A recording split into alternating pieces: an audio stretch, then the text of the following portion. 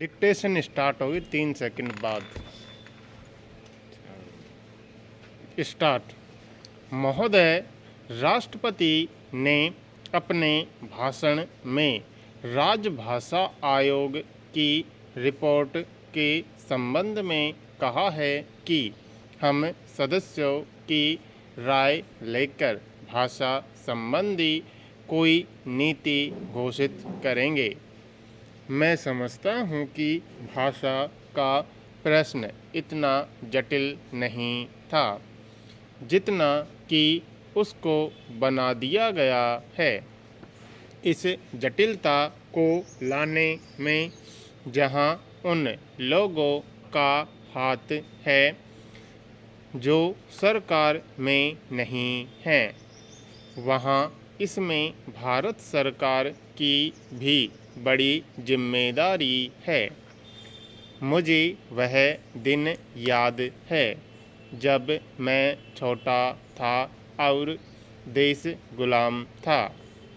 उस वक्त महात्मा गांधी हिंदी के संबंध में चर्चा करते थे और उनकी कृपा के फलस्वरूप और उनके प्रयास के फलस्वरूप सभी प्रांतों में हिंदी की सभाएं खोली गईं और वहाँ हिंदी का प्रचार किया गया।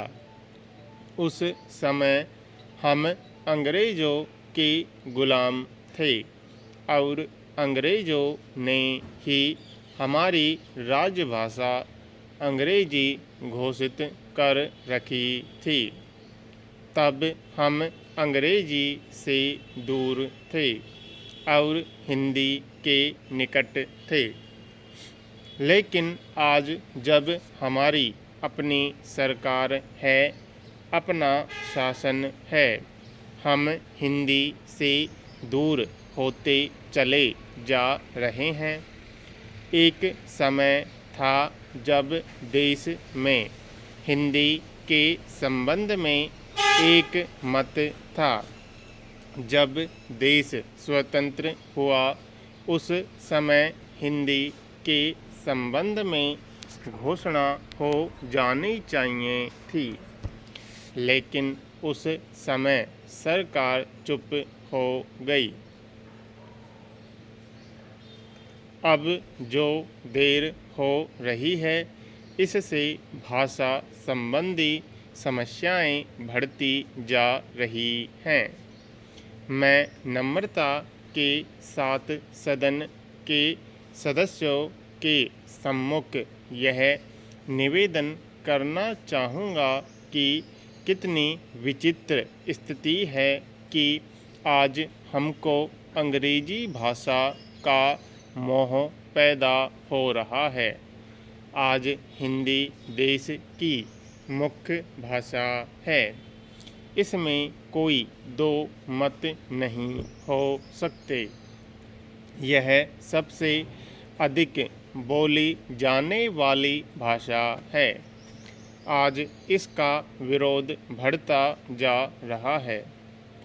कुछ ऐसी बातें हो रही हैं जिससे मालूम होता है कि हिंदी का विरोध प्रादेशिक भाषाओं से है, लेकिन ऐसा नहीं है। सच पूछा जाए तो बात यह है कि अंग्रेजी भाषा के स्थान पर हिंदी को लागू करने का प्रश्न है। प्रांतों में काम प्रादेशिक भाषाओं में हों, किंतु केंद्र में तो हिंदी भाषा भाषियों को और कुछ जो अहिंदी भाषा भाषी लोग हैं, उनको यह गलतफहमी हो रही है कि हिंदी वाले बलपूर्वक हिंदी को राजभाषा बनाना चाहते हैं, लेकिन इसमें कोई इस प्रकार का प्रश्न नहीं है। यह तो केवल आपस में समझने का प्रश्न है। किसी स्वतंत्र देश में ऐसा नहीं है।